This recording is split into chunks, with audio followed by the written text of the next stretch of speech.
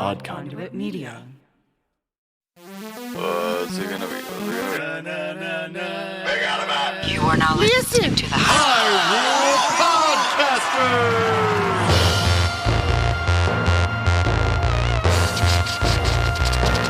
Rumble, rumble.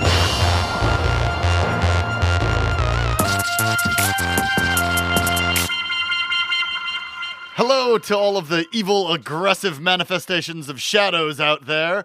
Welcome to another episode of Hyrule Podcasters! Hey, listen! I'm your co-host, Pat. And I'm your co-host, Ben. On this audio-only Let's Play, we venture through each game in Nintendo's Zelda franchise. Yep. We're pretty practiced gamers, but we're not experts or purists. We're just experiencing each game start to finish. And this season, we're playing The Legend of Zelda, Ocarina of Time. And importantly, I like that. Like, you really... The Ocarina. You're really representing that O there. Yeah. And more importantly, as Ben was going to say before I so rudely interrupted him, right now, we are smack dab in the middle of... Ben getting roasted by Dark Link. We're in the Water Temple. Dark Link got the best of Ben. He did. You know, I like dying to enemies. Like, I think a boss should be difficult. I think we've died 4 times in our playthrough so far. Was I 3 of them? I don't know. I'm not keeping track. I think it's more than 4. I think you've died 4 or 5, and I think I died that one time I played. No? I mean, like, game over death, no. Die and then get resurrected by a fairy? Absolutely. Oh, I wasn't counting those. Remember when you were fighting those lizards? Didn't they get you twice? I remember dying to them once, I think. Lizards, you died to the lizards once, you've died to Shadow Link. Hey, listeners out there. Go back and re-listen to the first 12 episodes. Keep track. Let us know. We'll give you a hat. We'll give you a hat. If you tell us how many times we died, we'll mail you a hat. I mean, ideally, we'll hand deliver it, but yeah, we'll mail it to you if we have to. If we have to. Wow, we're just going for it. Well, we're trying to save on shipping cost, Yeah. How many times did you die playing the final boss in Metroid Dread? I don't know. Maybe 30? Yeah. I was like 30, 40. Like yeah, it took 30, me a few 40 hours. Yeah, I mean, it probably, I would say total game time against the boss, including the run up to the boss and everything, I'd say probably 2 hours. Yeah. It reminded me of a very good Dark Souls boss. Yeah. And the thing is just like in both Dark Souls bosses, when you beat them, you take 0 damage. I mean, I ended it with, Really? full health. Yeah, I was fine, So you just I ended up only taking 1 or 2 hits that last playthrough too. I have a saved. Are you drinking a Dos Equis? I love Mexican lager, dude. Yeah, cervezas. Yeah, so this is a very unusual nighttime for Ben recording of the intro. Oh yeah, that's right.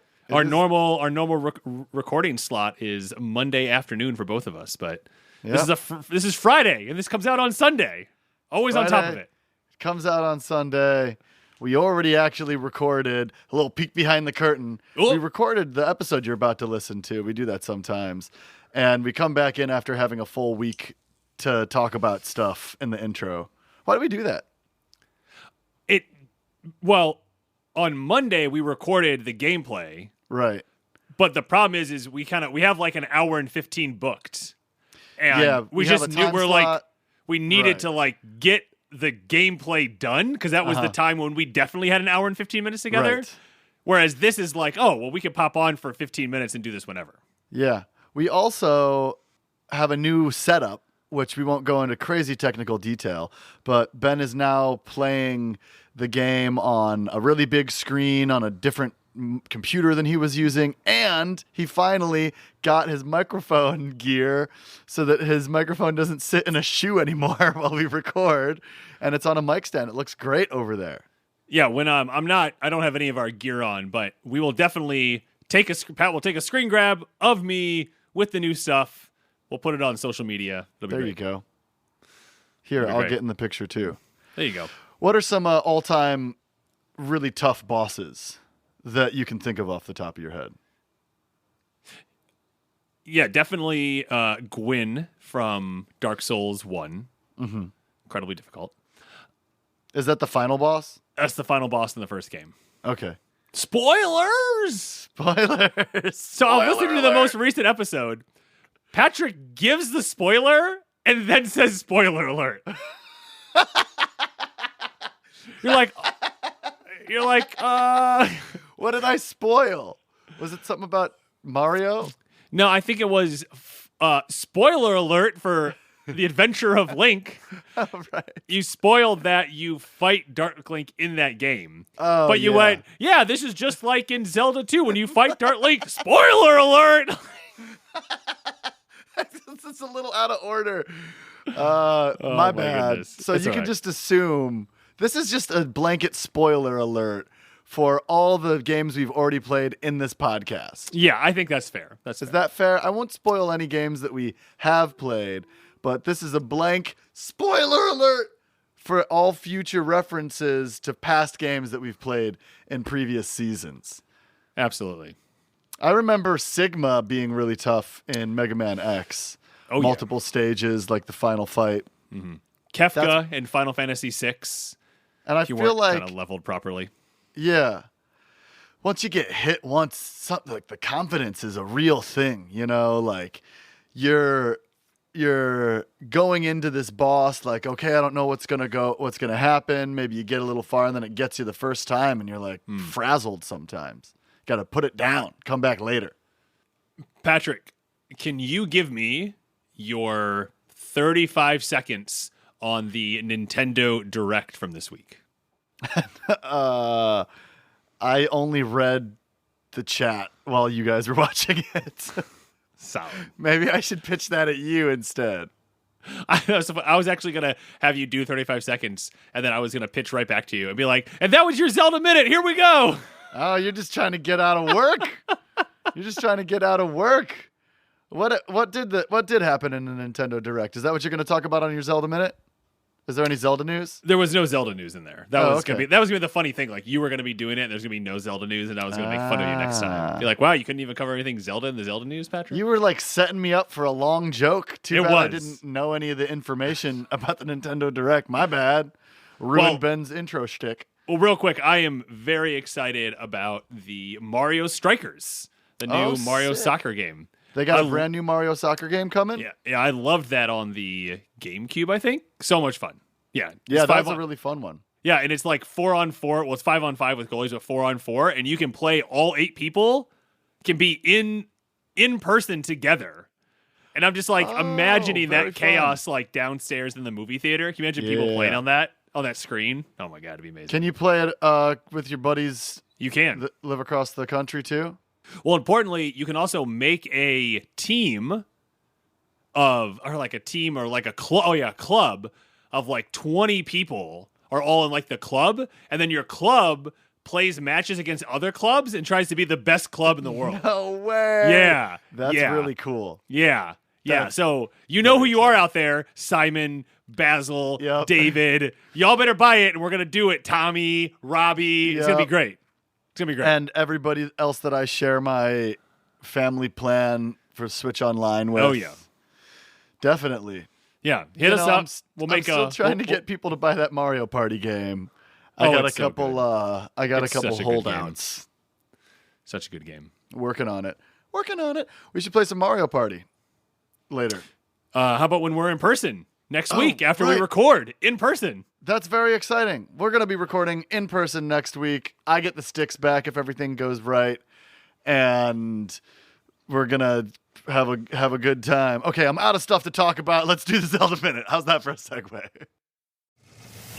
This week, Nintendo dropped a Nintendo Direct on us. Even though there was no Zelda news, I just wanted to highlight 3 of my favorite things. The first is that Wii Sports is getting a sequel on the Nintendo Switch. I can't wait to throw my Joy-Con through my television.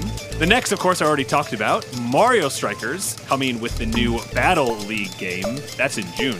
And lastly is the new Kirby game, which is supposed to look a lot like Breath of the Wild. And and I can't wait to dive into it. And this has been Ben with your Zelda Minute.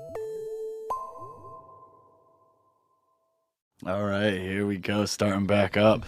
We're back in the water temple, floating to the top of the water, and Ben climbs up into the temple. Do you see my hearts and magic meter right now? Oh, you have not been watching your magic meter. And Ben is pressing start. He's going straight into the start menu to equip the ocarina. And we're going to go to the fire temple. All right, Ben's down going A, down A, temple. right down, right down. Okay. So, last episode, Ben found Dark Link in the water temple, and Dark Link kicked his booty! Kicked my booty. He did not overcome his shadow. It happens sometimes.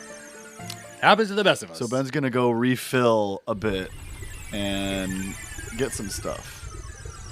We're back in the Death Mountain crater, and we have to... So that was interesting. So we only have 24 seconds that we can stay in here unless we turn on our or equip our tunic. In Metroid, I love running through the parts of the world that I'm not supposed to be in and trying to get, rocket upgrades and things like that before I have the correct armor to be in a really cold place or a really hot place. And I always die, and I rarely ever get... But sometimes you get that tank, Sometimes you get that upgrade. Yeah. And it's totally worth it. Sometimes, though, I've gotten myself into situations where I have to, go backwards in the game, get a game over or whatever, because I kind of soft lock myself out trying to do stuff like that. And it's hard to do nowadays. Right. I was trying to do that in Metroid Dread, and it's just not designed to be able to jump ahead. I'm excited to watch some speedrunners and some people who have found tricks eventually. Yeah, there's some pretty crazy sequence breaking in that game, is my understanding. What do you mean? Sequence breaking is when you go out of order from what they originally expected you to do. Oh, and there's a bunch of stuff that you can do in that game, huh? Right. Cool. Yeah. Oh, I like that. I like sequence breaking. It sounds like a hip hop term. Sequence some drum breaks. You know what I'm saying? All right, Ben got a fairy. Ben ate a fairy. Oh no! Ben pulled the fairy out of the bottle immediately for some reason and just gave it to himself. I did not mean to do that, everybody. Apologies all around. Apologies all around. All around. Yeah, I'm wondering, do you know, I just came here because I was like, well, where's some place that I can go that I know that I can just pick up fairies? But, I'm sure there are places in the overworld. Yeah, but I'm just not, I just don't know that off the top of my head. Do you know of any? No. Okay. I do not know Hyrule like that in this game, and I do not remember us finding any fairies out in the overworld. Yeah, that's the thing. Yeah, I don't remember finding any either. But I like that you're going off memory instead of just going and picking stuff up. And the water temple definitely got you. You had to look some stuff up. Dark Link beat you. Hard level, yeah. Are you dumping out a Poe? No. And we know you don't dump out Poes. What do you do with them? Oh, you drink them. So you were dumping out some fire. Oh, better get that fairy. Nice. Got one fairy, and the other one's right behind you. Better grab it before it gets you. Okay. I got it. You got the second one. I'm a pro gamer. I got it. You're a pro gamer. We got to change the intro. We're going to say, we're pro gamers, and then everybody can come at us. I hesitate to call myself a pro gamer just because I don't want to get flack for not being a pro gamer. And this is the hardest dungeon that we've encountered in this game. Do you think it's harder than the Ice Palace in A Link to the Past? Oh yeah, I don't think that level is that hard. Okay. Do you think it's harder than the City in the Sky and Twilight Princess, which you just played through? Oh no, I played Skyward Sword. Oh, okay. So I guess we can't really compare it to that. Do you think it's harder than the Great Palace in Zelda 2: The Adventure of Link? Well, I mean, remember the Thunderbird? Yeah, that you played. It's not even the temple's final boss. Yeah, that's true. That's true. I mean, that was a really tough level, and aside from the tricky mechanics in that game, that's a really tough one. I don't know. I think it's up there. What else do we got? I mean, Death Mountain in the original Legend of Zelda is a really tough one too. Oh, that's a very that. I think the original Turtle Rock, Death Mountain, whatever it's called, is probably the hardest dungeon, just because there are so many warps that you can do just to go all over the place. Yeah. So you think that one's harder than Water Temple then? Yeah. What about the Sand Ship and Skyward Sword? I actually played that fairly recently, and I think I breezed through that. Okay. So by the way, I got this list from Ranker.com of the hardest Zelda dungeons. I was like, you're just pulling these out of like your head. I was very impressed. Very impressive, right? I like to lead you on and then give the citation. So for a moment, you think I'm brilliant. You just did the research. I did the research, and doing the research is a good thing. You know, grad school is a testament to how difficult research can truly be. Okay, so we're back in the water, and we have re-entered the temple. Back in the water temple, we got full hearts. We got 2 fairies. We're feeling pretty good. Mm-hmm. Ben's going straight to Dark Link, I'm assuming. Yeah. Oh yeah, straight to Dark Link. Yeah, it's quite a walk though. We got some bad guys. We gotta kill. We got some baddies. Ben's gonna get got by some Tektites. Ben did not refill his magic meter. I didn't know where to do that actually. And Din's Fire seemed to be one of his few attacks that worked against Dark Link. Do you have a strategy for Dark Link this time? I do. Are you gonna tell the listeners at home, or are you gonna? Or are you just gonna go for it? No. If you want to keep it a secret. Listeners at home don't get to know what the secret is. They gotta figure it out themselves. Wow, I think he's gonna end up saying it when he's in the battle. So while we're wandering through the water temple, I'll talk a little bit about the genius, the brilliant man Eiji Aonuma, who designed this temple.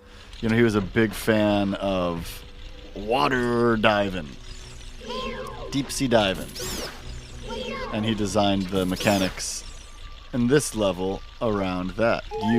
Have you ever been scuba-ing? I have never scubaed. Have you scubaed? I have not scubaed. Do you have a desire to scuba? I do have a desire to scuba. I want to do all the water things. Any of the water things. Get closer to the edge and you'll be able to hit it probably. So Ben's back in the room with the waterfall where he's trying to get onto these slowly descending platforms. Yeah, I would love to scuba. In fact, I was thinking the other day, they got satellites in the sky. Everybody's got a cell phone, camera. Even space is covered in satellites. You know, there's drones, there's airplanes, there's cameras everywhere. But where can't you take your cell phone? Into the depths of the ocean. Underwater. We're not even. I mean, and sure. I know that I'm gonna catch actually my iPhone is waterproof, but your body is not deep sea proof. Like, you will get crushed by the immense pressure down there. So, in order to truly go off the grid, I am gonna start a crowdfund campaign to buy me a submarine. You think it's gonna work? Ooh, I like that. I'll take an old one. I'll take one from World War II. That's fine with me, as long as it works and it comes with a crew of drunken sailors that know what they're doing but take a lot of risks. In case you're wondering, I am back in that Anubis statue room, where Patrick expertly guided me through solving the puzzle the last time. Not purely, though. I'm holding on to the fact that we're not purists, even if we're becoming experts very quickly. I think it's important to humble ourselves in the intro and then unhumble ourselves afterwards. So Ben's going to hit this switch again, bing, with the hook shot, and then the dogs go down, and then he hooks across, and then the dogs come back up. It's a lot of ups and downs. A lot of oops and downs, as the kids say. As the kids have been saying for years now. They stay kids. So, and then this Tektite is going to show up, and we're going to try and kill it without taking a hit. Ben slicing at the Tektite. Get out of here. Hit it once. Get out of here. Hit it twice, and it didn't hit him at all. Get out of here. Still doesn't have any magic. That's okay. He's just getting hearts from the Tektites. Yeah, they're not giving me arrows either. They're being little greedy boys. Do you have any arrows? No. I thought you were 0 on the arrows. 0 on the arrows. Ben is just like he kind of refilled. He got fairies, but he didn't get weapons. He didn't get magic. He's risking it. He's taking risks, like those sailors in my submarine. By the next episode, I'm gonna have a crowdfunding campaign going to buy me a submarine so that I can go off the grid for a little bit. Hey, we got some arrows. We'll have to pre-record the podcast because I'll be living in a submarine. So Ben now approaches a like, and he's going to hookshot to it, which I don't think he should do, but he just thinks that it's cool that it stuns and brings him to it. Oh, boy. And it's stunned, and he's trying to slice it, and he's trying to slice it. He's really close to it. He got 8. Oh, no! 8 by the like. Oh, no! 8 by the like. Oh, no! Yo, it took his shield and his tunic. I told you not to do that. I told you not to do that. And you did it anyway. I knew that you were going to get got. You didn't even oh my gosh. I'm so confused why I just didn't attack it. Because you didn't do it well enough. Like right there. It just didn't attack him last time. Not my fault. No, it was definitely all your fault. Oh, there you go. Okay, you get it back. Oh, you got the tunic back. Jeez. Thank goodness it didn't digest it. Oh my god. Oh my god. I was so scared. I lost it. Go get the rest of those rupees. What are you doing, bro? I have 200. I can't pick up any more, bro. Oh, my bad. My bad. Just throwing that bro right back in my face. All right, here we go. We're back here. We're at Darklink. Face our shadow once again. And Ben is saving. I'm saving. I'm now equipping the shield. And we're going to go old school. We're going to have the green. We're going to rock the green tunic. Okay. Rocking the green tunic. Okay. Here we go. So Ben passes the tree, and his shadow stays. Yeah, it's true. It doesn't exist anymore. It must have just, you must have dropped it off. Oh, no, we still got a tiny bit of a shadow. And there's Dark Link standing right by the tree. Okay, so battle has commenced. And Ben just clink, clink, clink. He can't get a hit in. He cannot get a hit in. Every hit that he takes is given back to him. Got him. Exactly. Okay, he got Dark Link once. And he's crouching. Got him again. He's just going straight for the sword. How are you doing this? And he I logged on to ZeldaDungeon.net, and they told us to you can't lock on. No Z targeting? That's crazy. Yeah. So the technique that they've taught you to use this entire game, the innovative technique on this guy, you can't do. It's like in Star Wars when Link, takes the visor off and uses the Force and blows up the Death Star. Spoiler alert! You got to take away your guidance control. There we go. Got him again. All right. Oh, this is going so much better than it did last time. Oh, except for when Dark Link jumps on your sword and then backflips off of it, which is really cool. Ben's kind of flailing. I would say your fighting technique right now is close to that of a flailer. Is that fair? Yeah, for sure. Well, I mean, I am at least purposely throwing in some magic spins just to try and get it. Yeah, he is doing some magic spins. Clank, clank, clank, spin, clank, clank, clank, spin. Dark Link's doing backflips. Got him again. Dark Link's hitting back. Oh, and Dark Link got hit again. And so when Dark Link gets hit, he goes into the water again. We are in a room where there seem to be no walls. There's just a fog, a glowing mist all around us. Ben got another hit in, and there's a dead tree. Yeah, but I've taken, 5 rubble. hits? Does he take a heart each time he hits me, or does he take a half Ben is 5 hearts down, and Dark Link got hit so again. He takes a half a heart, so he's hit me 10 times. 11 Oh, that was times. it? And there he goes. And he sinks back into the water on the ground that we've been fighting on. Good job. Oh, and now the fog around us clears. It was like we were in the holodeck. And now we are in a room with blue bricks. Yeah, it looks like the rest of the temple.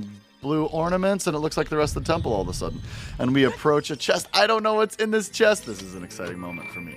What is it going to be? What is it going to be? Oh, the long shot. The long shot. It's an upgraded hook shot. It extends twice as far. Now that makes sense why there's so many puzzles that you could almost get with the hook shot, but couldn't quite because they were just out of reach. So Ben approaches a tile on the floor that looks like it has a sun. Oh, it's the blue time block. There's a blue time block right here. A blue time block. And so he plays Zelda's Lullaby. And it didn't work, so Ben's going to try again, I assume. Busts that ocarina out. All right, here we go.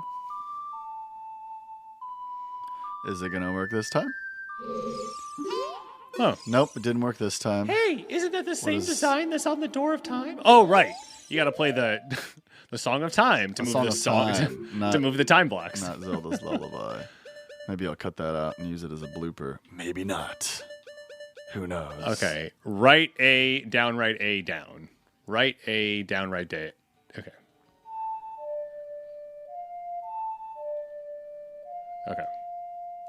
This one always reminds me of like some Irish, some Irish or Scottish music. You know what I'm saying? Yeah, absolutely. You were big into the Chieftains when we were kids.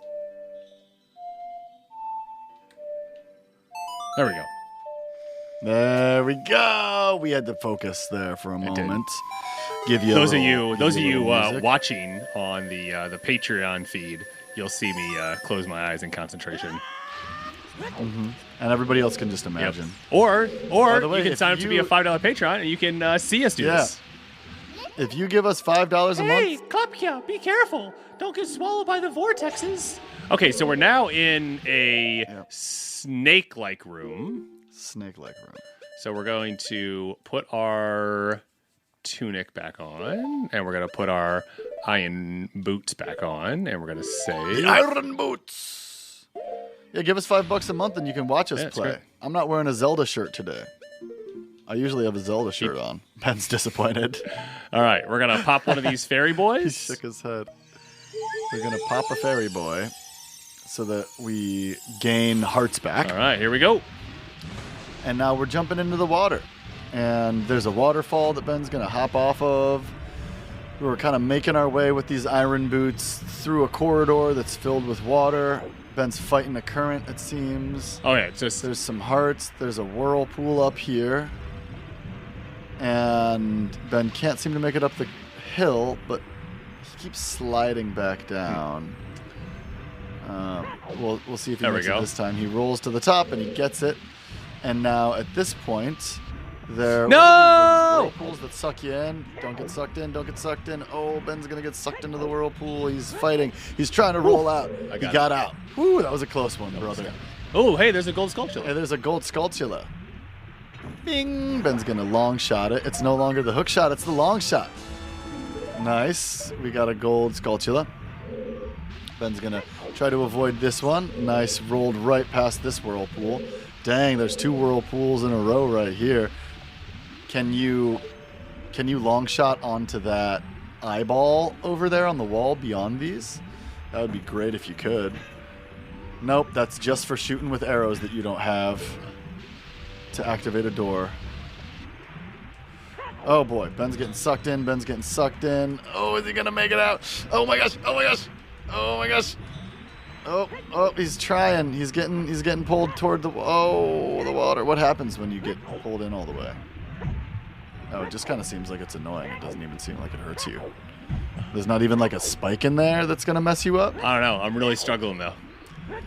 But Ben, this reminds me of some of the sand enemies, some of those like worm things that suck you into the middle in the previous games. Yeah, for sure. Also reminds me of in Mario 64 in Hazy Maze Cave where the boulders fall down and you're trying to like hop back onto the ledge, but you're getting sucked into the middle.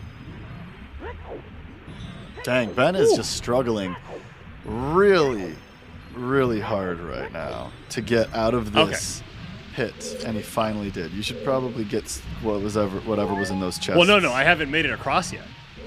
Oh, you made it back. You went the other. Well, yeah, I was just trying to get out. Wow. Oh man, that looked real good. Yeah, you almost did it. You almost did it. I can dive down to the bottom of Lake Stewart. Oh, and Ben died. Well, I kind of wanted to see what gets happened if sucked you. in Oh, okay. all So the they just way, take you back here. and it brings him back to where we made the hole in the ground with the Song of Time to start this exploration. Oh, I wonder if maybe you're not this supposed to wear. water. What if you're not supposed to wear the corridor. boots? Let's see what happens. Give it a try. Give it a try. So again, this is what it looks like when Ben, doesn't consult a guide for every step of the dungeon. We don't know if we're supposed to use our boots. Maybe we're supposed to swim through it. Who knows? We don't. Ben certainly doesn't. You can tell because he just got sucked in and had to start the puzzle over. So here we are where we were, and Ben swims past it, and that's actually pretty good. Put on your boots now. I'm gonna put on the boots now. Yeah, very good. He presses start, he puts on the boots, he hops up onto a ledge. Hopefully there's arrows. Yes, and there are arrows and a fairy. And Ben has an empty bottle equipped. Got it. And he snatches that fairy. Good work. Thank you. I hope that this podcast... So I'm going to walk over this and see that narrow ledge right here? I'm just going to walk right along this ledge. Walk right along the ledge and hop up onto... Oh, there's one on this side. Ben's getting sucked in. Take off the boots, maybe. I don't know. Okay. Oh, nope, he doesn't get back up. He's getting sucked in backwards. I got it. He got up. Are you going to shoot that eyeball? You just can't. I got to get on this little ledge right here. Oh, right, because you can't use your bow and arrow underwater. Right. Oh, come on. I feel like, he's getting sucked back in. Man, this is tough. This is like... We like already beat Dark Link. Can we like have? Ben gets sucked in on the other side. Duh. All right, he's gonna give it another shot. Well, he got the arrows this time, so at least he doesn't have to hop up and get the pots. That's true. Oh, here we go.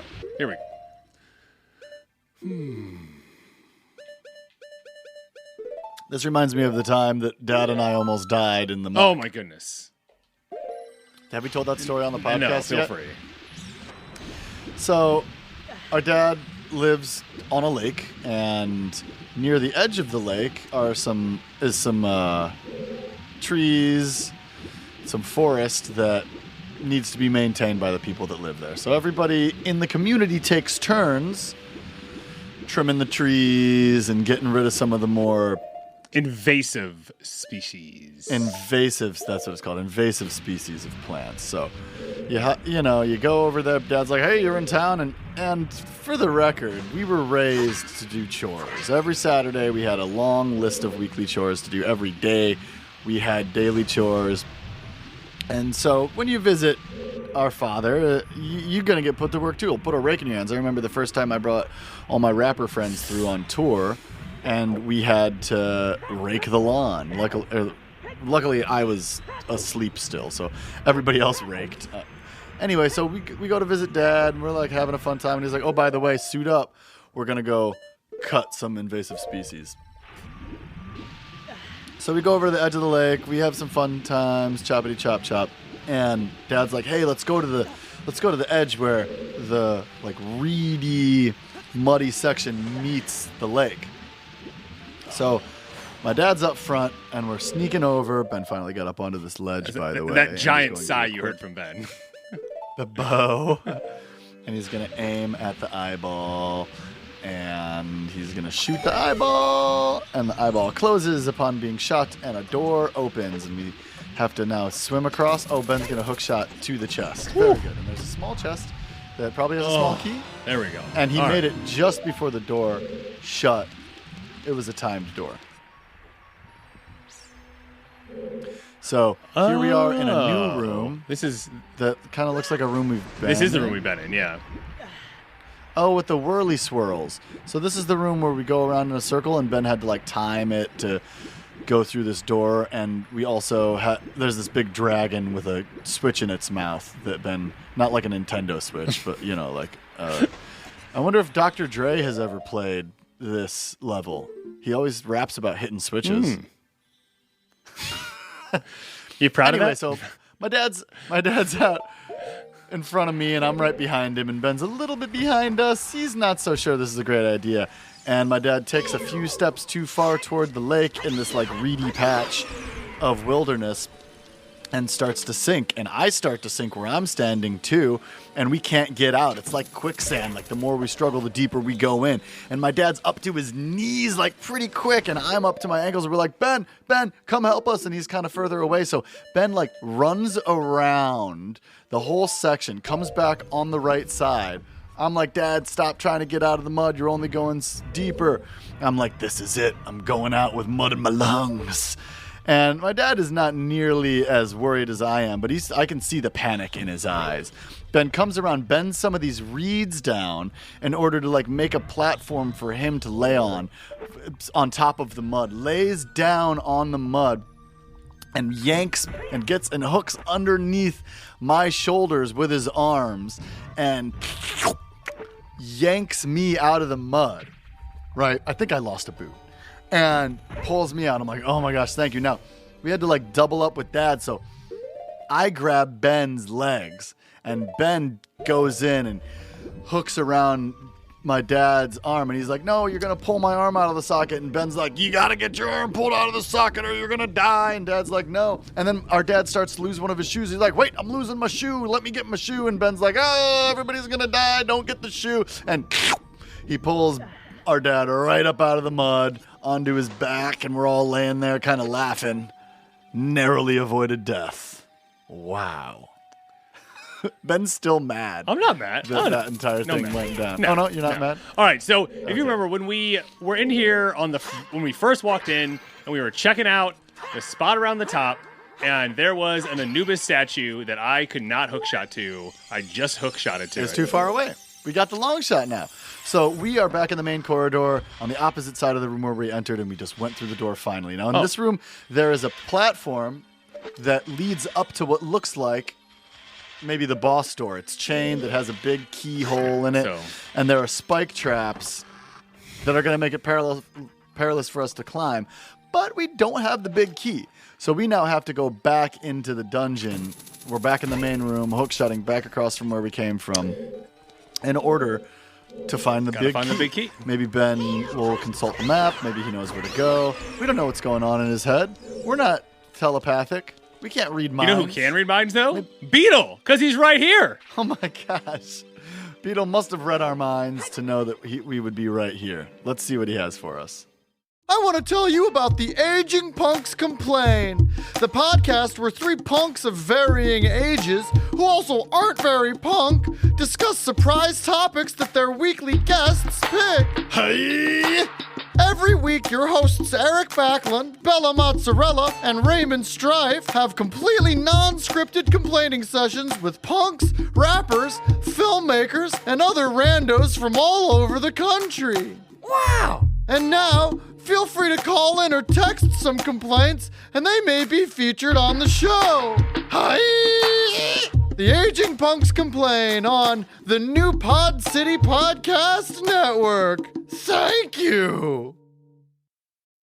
And we back. Yeah, pretty much take a look at the map. It looks like there's a section on the first floor and the basement that we haven't done yet, and there is a chest on the first floor in that section. So what we need to do is we need to lower the water level down. And we do that by going to the very first place where we found Princess Rotu and floating to the top. So that is what we're going to do right now. You know, if only Beetle would have had some arrows or some magic to sell us instead of just telling us about podcasts, then we could have kind of re-upped on the stuff we need. I mean, sometimes your boy shows up, sometimes he doesn't. You know what I'm saying? You know what I'm saying? I didn't know exactly what you're saying. I came up with that joke, by the way, about the Beetle not having the items we needed. I know, because either you came up with it or I did, and I didn't come up with it because it was a terrible joke. Dang, he flipped it back in my face. No, he totally came up with it. I've just planned on deleting that part of the podcast where Ben said that. So now I'm going to put it in the blooper reel. Just so all you know who came up with the terrible joke that I stole. Does that make me worse that I stole a terrible joke? You know, I had a dream last night that I was at a comedy club, and the comedian on stage was doing some crowd work. He was the host. And I participated in the crowd work. And the comedian on stage was like, dang, are you the next guy up? Is that just your entrance instead of coming up from the side of the stage? And I was like, nah, I'm not a professional comedian. He's like, you definitely should be. Talk about wish fulfillment and dreams. That one's really straightforward. You know, that didn't take any interpretation. He was like, this guy's incredible. Somebody give him a drink. And some woman was like, I haven't even touched my drink yet here. And she just handed me my drink based on the strength of my involvement in the crowd work the comedian was doing. Wow. All right. Wow. So we're back on the first floor, northmost section. This was a spot that we had visited at least once or twice and were unable to cross. So we are now in a brand new room. Yeah, so there are 6 Tektites and some boulders that fall into the water. The Tektites apparently can walk on water. I didn't know they could walk on water. They've been walking on water the whole time. I'm just not paying any attention. I feel like they... Oh, yeah, you're right. They just can't walk on air. They, like, only fall when the dungeon is dry, not when it's full of water. So Ben is hook-shotting. He used arrows to take out the first Tektite, but now he's like, you know what, I got the long shot. So he hook-shot and arrowed. He missed. Thank you, Patrick. His third shot. Everybody knows that I missed. And Tektites came coming out. I mean, it was kind of important. He missed again. He's wasting arrows. He's only got 7 left now. And he's jumping into the water and pausing mid-jump to equip the iron boots. I love pausing mid-jump to equip the iron boots. It's a lot of fun. It's like pausing in Mega Man when you're jumping. It's like jumping through the door in Mega Man. So your jump animation is kind of fixed. Right? Kind of like that. All right, so Ben is now getting these Tektites from underwater with the long shot, which looks kind of fun. Getting them in their bellies. There's a boulder rolling around. Ben doesn't really need to dodge it because it's pretty much on one course that Ben isn't interested in going in that path quite yet. Ben's now walking around the water looking for the Tektites. He's directly under. Oh, the skiddly little scrappy legs. Kind of freaks me out. And he's they are kind of like right above me, aren't they? Not doing a great job. So you can see their shadows if you. Oh, I'm not. So I can't kill them underwater with a hookshot. I can only stun them. Oh. Ben's just screwing around, which is fun. It's fun to horse there around. There we go. Okay. I don't know if that's what I was supposed to do to get across that room, but that's what we did. So you want to explain to the good folks why I kill all these Tektites, what I just did, Patrick? Oh, man, he's slicing 3 at a time. He's dicing 3 at a time. He just killed 4 Tektites without taking any damage. Yeah, so he made his way across the room, dodged the boulders, and instead of like using what seemed to be little platforms that pull him up, he just unequipped the iron boots and floated up to the top and crawled back onto the opposite side of the room and went through a door. Now we're in a room, and below us are... I don't even know what those are down there. Those spike traps in the water? Oh, no, those are those clam things, Oh, they're stingers. We've seen them before. Okay, so Ben's going to try to kill these like manta ray, stingray-looking things in the water from afar because he's afraid to get close to him because he's a little scaredy cat. And shots fired. And he's doing an okay job. Since he's using the hook shot, it doesn't matter that he keeps missing because you can't waste the hook shot. If he was using arrows, I'd definitely tell everybody that he missed about 7 times every time he killed one of them.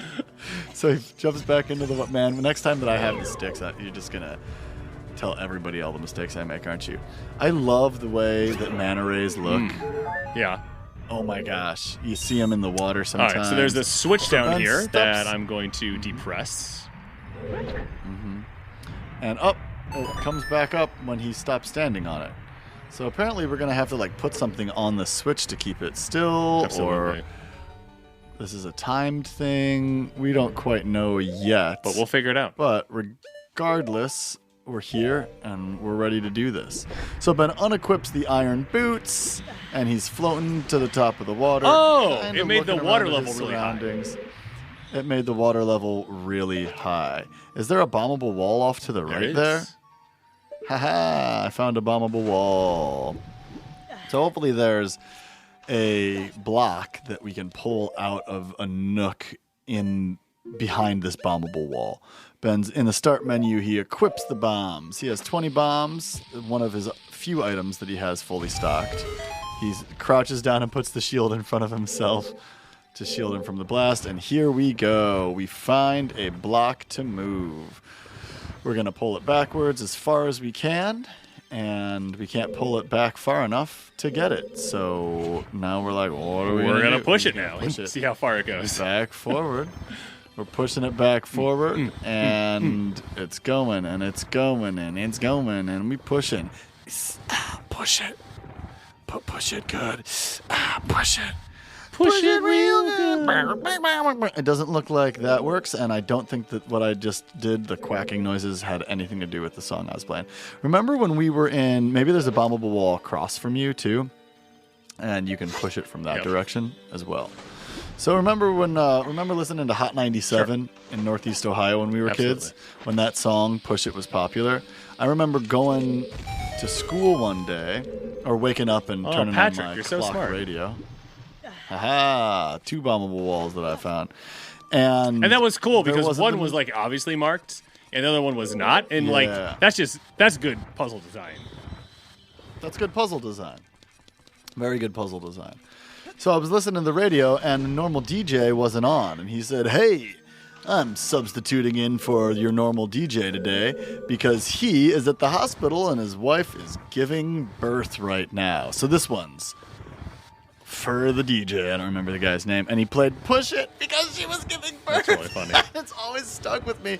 That was something really funny that DJ did when he was a substitute DJ. Was it like, was he substituting for Action Jackson?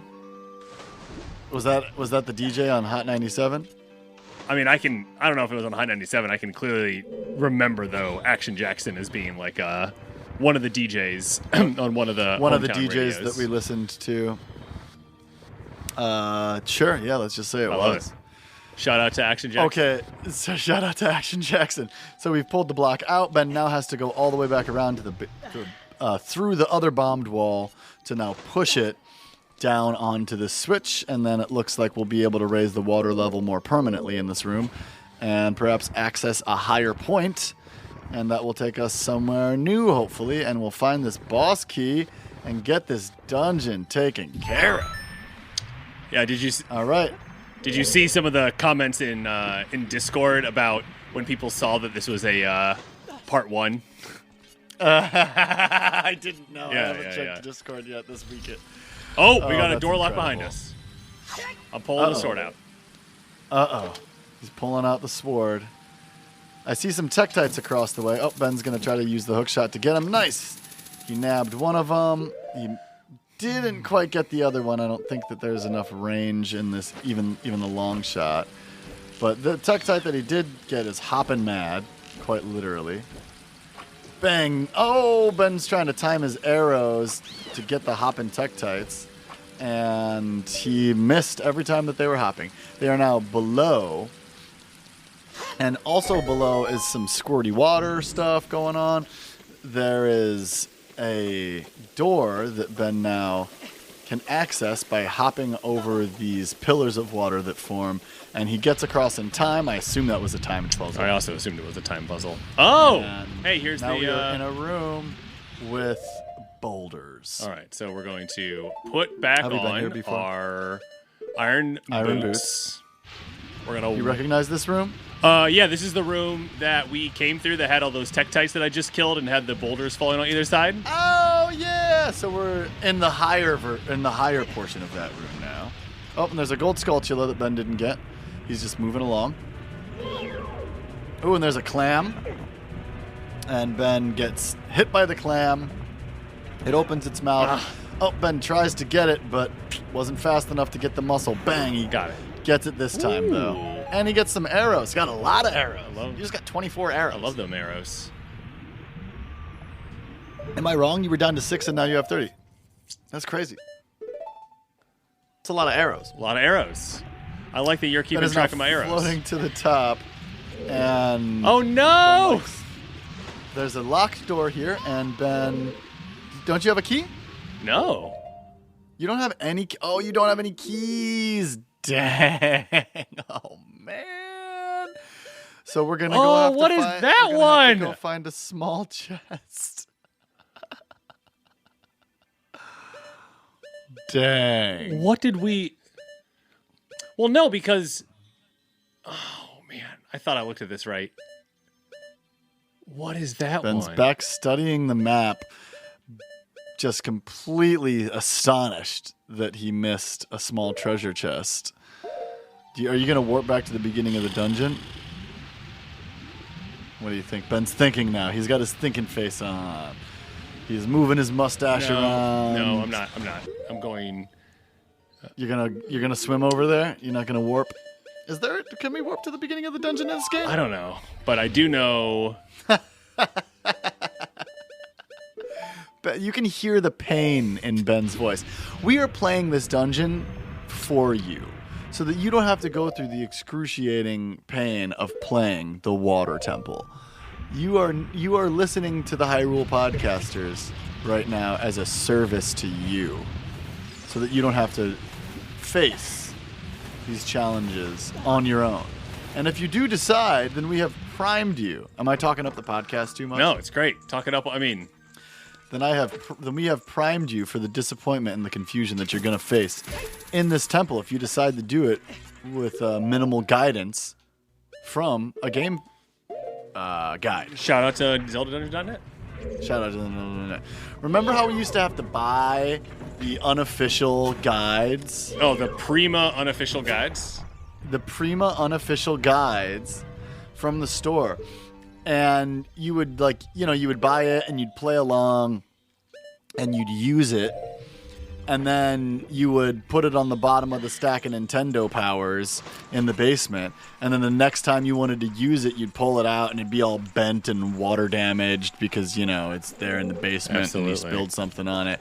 And then you'd play the game again using the Prima guide. Those were the days. All right. I know okay, we're back in this room and Ben can easily hookshot his way up it. It's a very vertical room.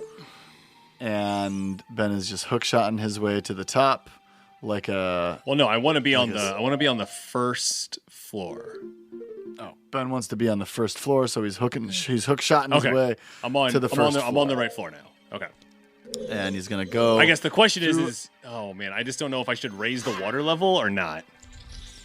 That's the question in the Water Temple that everybody has. Well, it's the big question. Yeah, let's see how far we can get without raising the water. So we got to go. You remember this? Remember this guy right here? Yeah. So there's a eyeball that Ben shoots, and it raises a gate. That earlier we couldn't hookshot far enough. And Ben will release the hookshot, get through the gate right as it closes. In fact, it closed on him, but he managed to get through it anyway. Very close call there. Definitely a time. So now we're in a corridor, and there is a block blocking our way that we put here earlier. Oh, yeah. Remember when we moved that earlier? Mm-hmm. And that... Okay, that wasn't bad at all. And so now he kicks this chest, and I hope that it's a key and not rupees. Okay, it is a small key. That would have been kind of a bummer. Yeah. Okay, cool. A couple hearts and a couple pots. And now we're going to make our way back to where we were now that we have the small key. Yeah, I was, and I got to say, I don't know how to do that. I don't know that we could have done anything differently, in all honesty. Nah. I mean, we kind of had to go. I saw 2 chests, and I kind of had to pick one to go to. You know what I mean? Mm-hmm. Yeah, and you made the right choice. What do you think's in the other chest? The boss key. Oh, yeah, of course, the boss key. Yeah. So... we haven't really gotten into the whole mythology and the official Zelda timeline yet. Just because we haven't really played enough games to make it make sense. I think that once Ocarina is done, we can really start to put the pieces together because this game is the pivotal moment in the Zelda timeline. Absolutely. That kind of shoots the realities off in different directions. But I will say that while the Zelda timeline may haunt many players for the rest of their lives because of its needless complexity, there's at least its connections to games like Wind Waker and the Twilight Princess are relatively simple, as they lie close to the Ocarina of Time on the timeline, and we're always meant to have connections to it. Twilight Princess is much more blatant about its nods to Ocarina, as seen with the first 3 dungeons being themed exactly the same with the forest, mountain, and water. Instead of Jabu Jabu's belly, however, the Lakebed Temple bears a striking resemblance to the Water Temple, both in layout, puzzles, and appearance, making it likely that it is the same location. Oh, really? They both are underneath Lake Hylia. All right, so Ben just ran by all 6 Tektites. He's not trying to play that game Tanked a little damage, but he's not trying to slice and dice. So these facts are coming from thegamer.com this week. Also, there's a lot of design regrets from Eiji Aonuma. He stated in an interview that the reception of the Water Temple has stuck with him quite harshly. And again, it's one of the reasons that he wanted to make the version for the 3DS. So if you are like kind of waffling back and forth, do I want to do the 3DS? Do I want to do it on the Switch? If you have both of them like I do, you might want to do it on the 3DS just based on the fact that he got to go back in and tinker with this dungeon just a little bit. I think the 3DS version is definitely like the definitive edition, is what most people would say. Yeah, the director's cut, perhaps. It's just a bummer that you got to play it on such a small screen. I'm totally spoiled with this Switch. And do you see yourself getting an OLED Switch in the future? So I don't think he listens to this podcast, so I don't think it's going to be a spoiler. But one of my best friends, Danny, we went to college together, and we played video games all the time together. Well, his daughter Maeve is like 3 or 4. She's like right at that age where like she should be playing video games. Get those sticks in her hands. Yeah. So when I think I'm gonna get to see them in April, and I'm going to give them my old Switch, and I'm going to get the new Switch. Well, I hope he doesn't listen to the podcast. I don't think because then his gift was just spoiled. I know. But if you do listen to the podcast and your gift was spoiled, then you have the gift of the podcast. That's true. That's true. What's up, Danny? All right, here we go. We got this big old blue and yellow chest, and we're popping it open, and we're pulling out the boss key. The boss-key walski peasky whiskey. By the way, if you don't know what I'm talking about when I say yowski wowski peasky whiskey in reference to the boss key, you know what I'm saying? You know what I'm talking about, right, man? I'm trying to get this. This fairy doesn't want. This fairy does not. Wow! I definitely ran by it at least like 4 times. But apparently didn't run by it good enough. That is an Outcast reference. There we go.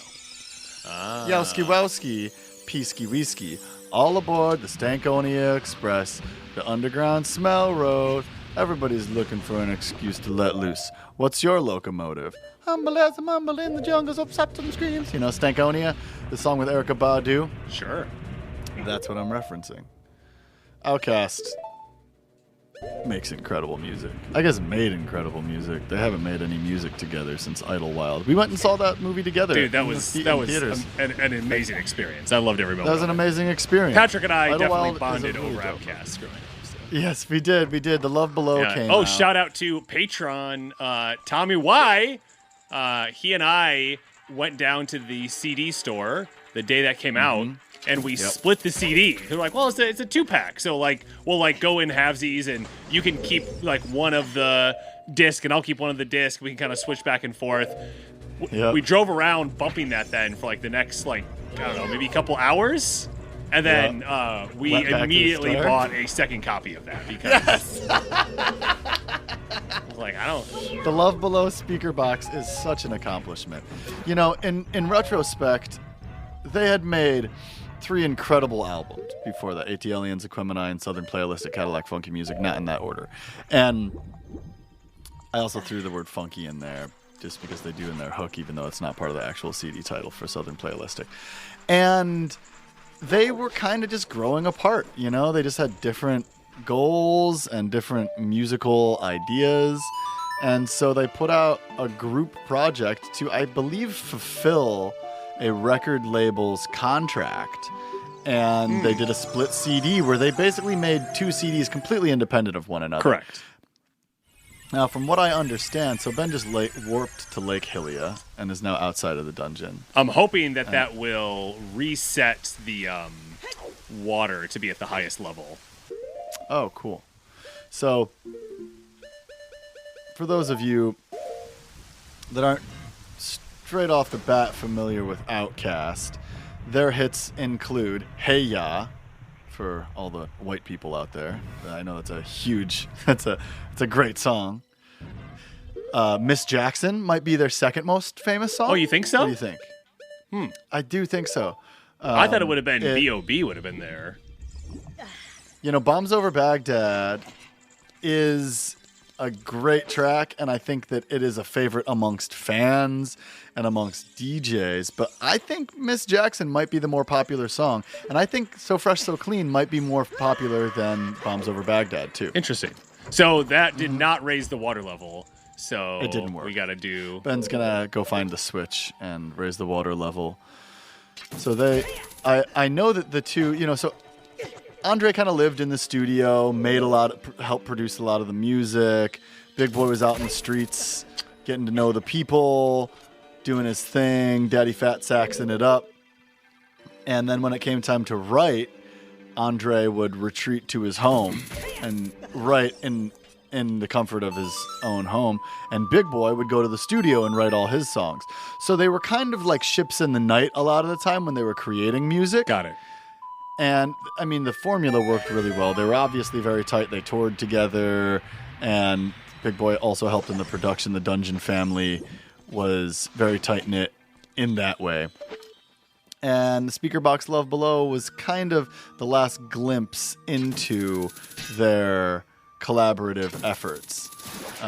Even though, they show up on each other's record. I don't even think there's a Big Boy feature. Oh no, he's on Roses. Right. And then Idlewild was their last true collaboration. And a lot of people don't see the same quality of music that I see in Idlewild. But again, Ben and I went and saw the movie. It's a soundtrack to a movie. Right. It's not just a standalone CD. So if you like the earlier Outkast albums and didn't understand what Idlewild was about and never saw the movie because maybe you were too young, or maybe you were boycotting movie theaters for a reason I can't possibly imagine, or maybe you just didn't get around to it, I'd suggest going and giving that movie another watch. It's a really fun time, and it really enhances the listening of the album. Wow, that was a long Outkast rant. I hope that our listeners enjoyed it. If you grew up with Zelda games, that you undoubtedly heard Outkast on the bus on your way to school. I remember hearing Bombs Over Baghdad on the way to school on the bus. And I was just blown away. I was like, this is the kind of music that I want to make. Definitely emulated them a lot. All right. So we got a little... We skipped a little bit there. Ben had to look at the guide to go hit the switch to bring the water level back up. No shame in hitting the guide real quick to hit the switch. No shame. No shame. Some shame? No shame. Zero shame, sir. Ben feels zero shame, sir. And he plays... Wait, did you also have to play a melody to bring the water level back up? Yeah. Well, yeah. So the switch that I hit was just getting me up to the third floor. And now that I was on the third floor, I was then able to play the ocarina to bring the water to the level that I needed to. And now we're going to go fight the boss. All right, let's do this. We are going in. Doom, doom, doom, doom, doom. All right. Picked up a fairy. Danger, danger. All right, so we're back in this room with the... So in this room, there is a slanted platform that leads up to the boss door, and there are spike traps that are difficult to avoid because you have to walk slower as you walk up this platform. Ben's gotten hit twice, and he is kind of struggling. Luckily, the spike traps seem to only take a quarter of a heart from him. But he's still struggling. I got it. I think this is the one. No! He rolled at the last second, and it was to his detriment because he did not make it. All right, so here we go. We're going to make it this time. We're not going to slide. We're not going to roll at the end. Okay, great. So we approach the door, and it opens. And in this room is a square in the middle that seems to lead down to some water. Yep, there's water and there's some ladders. That isn't normal water over there.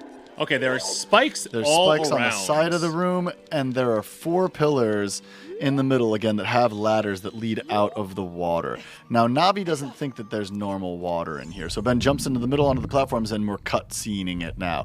There are bubbles that come up out of the water, and we are the POV of what seems to be moving like a snake through the water, and it looks up and sees Navi floating, and it's going to try to eat our little fairy buddy.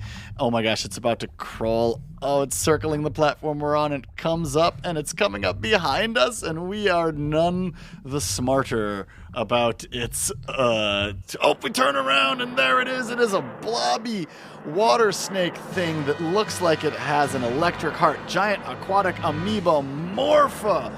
It is terrifying. And now its little, like, electric kind of heart sphere is floating around, and we can't see where it went. It looks like there's hookshot stuff. Okay, it pops up out of the water, and Ben has the hookshot. And it's, okay, there it is. Ben's going to try to hookshot onto the little amorphous blob that is its heart. And he's trying to hookshot it over to him so he can slice it, but he's not successful. He's in the water. He crawls up onto a pillar. Where'd it go? And he's looking for it. He doesn't know where it is. He just has to stand there. Oh, there it is. And he's Z-targeted onto it, but it's swirling. It's swirling. Again, he's trying to hookshot it to bring it over to him so he can maybe slice it. In the meantime, the long, goopy blue amorphous being tries to smack Ben in the face. And Ben just cannot seem to get a grip, so he jumps into the water with his sword in an impatient, belligerent attempt to slice it, and instead just goes into the water. Oh no! It's choking me! It's choking! Oh, pick me up! Being wrapped up and thrown into the air like an anaconda, and he's waving Ben around, and Ben is losing hearts, and it slams Ben against the spikes on the side of the wall. Wow! It threw me across the entire room. Oh my gosh! So this Morpha was created by Ganondorf after he acquired the Triforce of Power. It has complete control over the water in this room which it resides, moving swiftly through it. Oh, here we go. Amoeba-like limbs. There we go. Ben is now slicing it. He finally brought the heart to him and has been able to get one slice on it. Morpha itself is not the transparent muscle-like tentacle as its official Ocarina of Time artwork suggests, but the vulnerable red nucleus often safeguarded under the muck. All right, so see, when it comes to attack you, you got to run away. Okay, so you run from it when it comes to attack, and then when it's kind of like laid out after it's kind of flopped onto you, then you can try to get the heart out of the nucleus out of it. So Ben got another slice in. He's carving it up. It's not happy. It's bouncing around. It's tough because, and he got it back onto the platform again. It's tough because he often brings it to him, but it falls short of the platform. And he got another one. Oh, we got a good thing right here. It is just exposed and hopping, and Ben gets another one and another one. Ben is definitely winning this battle, I'm going to say. He still has a few fairies. What do you got? 3 fairies left? 2, yeah. All right, so we're going to jump to a new platform. Got 2 fairies left. Jump to a new platform. Wait for it to strike. The large water tentacle is in attack position, but Ben steals the nucleus before it can get it. This is such a gross creature. It makes me want sushi. So Ben gets the nucleus again, and he slices it. How many chops does this thing take? And it is it's blobbing in the middle of the room, and poof, turns into nothingness. Now this big tentacle is whirling around. It's from the floor to the ceiling. We're looking at the base of it as it swirls. Some bubbles form, and the water in the room starts to go away, and it smushes up into the ceiling, becomes narrower and narrower until it's just a few droplets, and one big drip splashes into the water below, and now we have the ability to walk into the sacred realm to meet another sage. We pick up... You got a heart container. A heart container. And here we go. We are trapped in a crystal, and the background fades to black. We spin around in a little circle. Fade to gray. Chamber of the Sages. Here we are. Circling around. We are let onto our feet gently So this is our fourth sage. Fourth sage. And up rises... Oh, look who it is! It's Princess Ruto! Who would have thought? Clock Q. I would have expected no less from the man I chose to be my husband. That's me. Zora's domain and its people will eventually return to their original state. That's great news. I love to hear it. As a reward, I grant my eternal love to you. Oh. Well, that's what I want to say, but I don't think I can offer that now. Oh, no. I have to guard the water temple as the sage of water. And you? Me? You're searching for the Princess Zelda? Ha! Yeah. You can't hide anything from me. Princess Zelda, she's alive. I can sense it, so don't be scared. That's very encouraging. I can tell that nothing will stop you in your quest for justice and peace. You must take this medallion. Oh, thanks. Take it respectfully. Okay. And she raises her hand to the sky and calls down the aqua water medallion. It's pretty cool. I like the way it looks. It's aqua colored. You receive the water medallion. Ruto awakens as a sage and adds her power to yours. Nice. And we don't have to get married to her now because... If you see Sheik, please give him my thanks, okay? And maybe we don't have to get married because she's a sage now and probably can't get married. Oh, the water level rises. So now we're looking at Lake Hylia, and the water level in Lake Hylia raises above. Oh, look And there's at this. Sheik. And we see Sheik. As the water rises, the evil is vanishing from the lake. Clap Q. Yeah. You did it. Hey. Sheik is standing there as we appear outside of the water temple. We're shocked and we run over to Sheik. Did Ruto want to thank me? Yep. I see. Mm-hmm.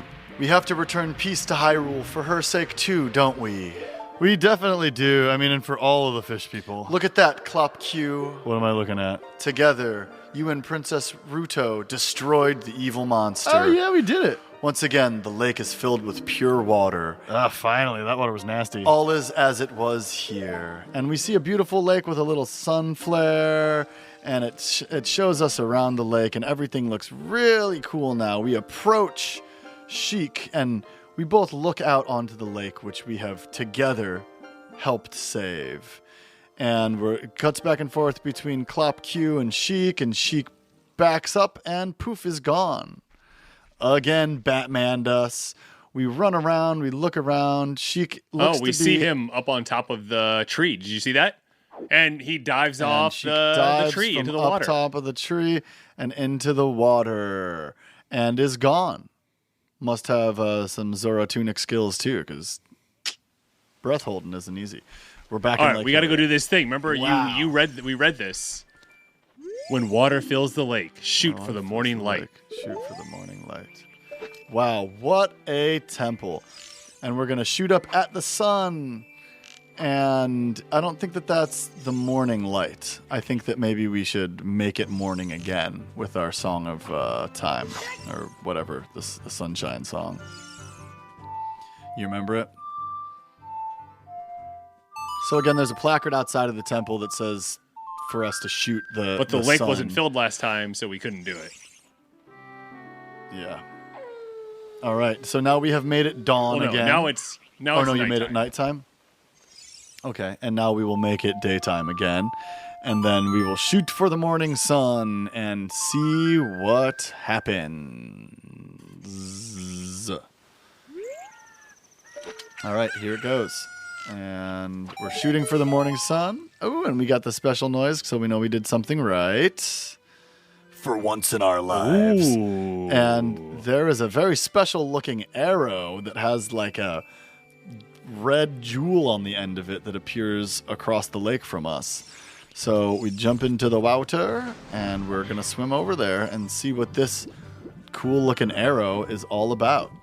But before we grab it, We get up onto the platform. we'll see you next week. No, I'm just messing. You're just messing? Oh, I'm that just- would I have was been a just good messing. cliffhanger. Hey, you got the fire arrow. Set it to sea and your arrows will be powered up. if you hit your target, it will catch fire. Wow, and that's just from now on? So if we go over here to the item subscreen, we now have these fire arrows. So we're going to flick it. And now we can light stuff on fire, and it glows. Ben's got a fire lock. Wow, that looks really cool. Arrow locked and loaded, really you shoot it, and it kind of explodes. Man, so not only did we get the long shot. And we utilized the iron boots. And you only used the guide like 4 times in that. Yeah, not too bad. You got done in by Dark Link, but Just I think once. it was kind of good.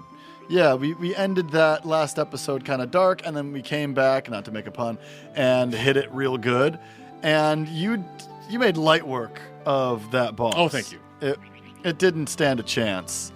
And then it turns out we don't have to get married. That's really good, because we didn't want to do that in the first place. Not right now, at least. And now we have fire arrows. We have fire arrows. Pretty cool. I think that was a great, successful water temple run.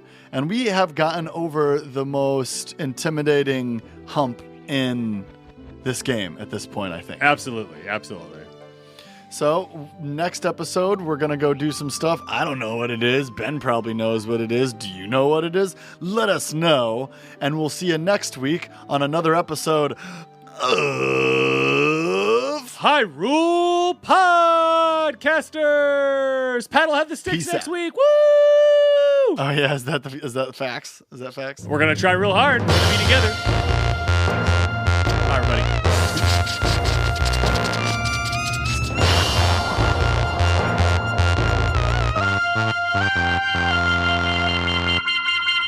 Thanks for plugging into this week's episode of Hyrule Podcasters. Hey, listen! If you like what you're hearing and want to support us directly, you can head over to our Patreon for early access to episodes, exclusive Discord benefits, behind-the-scenes videos, and more. If you'd like updates, you can find us on Facebook and Instagram at Hyrule Podcasters and Twitter at Hyrule Podcaster. Links to everything can be found in the show notes. If you'd like to play along with us, you can find Ocarina on Nintendo Switch's Virtual Console. It's also available on the N64, GameCube, Wii, Wii U, and there's a remastered version you can play on the 3DS. Let us know how you're enjoying the game. Please do. And be sure to rate and review us in Apple Podcasts, Spotify, or wherever you happen to listen. As always, this episode was produced by your co-host, Patrick, and we'd like to thank LT Headtrip for composing original music for the podcast, including our theme song. You're very welcome. Join us next week as we continue our journey through The Legend of Zelda: Ocarina of Time. And action! Well, what I really needed was some arrows and some magic, and Beetle didn't have any of that. He didn't deliver this time. I'm starting to think that, it's kind of odd that Beetle never has anything that we need in the game. Actually, hold on a sec. Could you move the cursor, the arrow off the screen? It's really driving me crazy. It's right in the middle of, yeah. There you go. Apparently, Beetle also doesn't sell arrow removers from the screen. Is that a good joke? It's not a good joke at all. All right, so... all right, let's get back. Yeah, pretty much take a look at the map. Odd Conduit Media.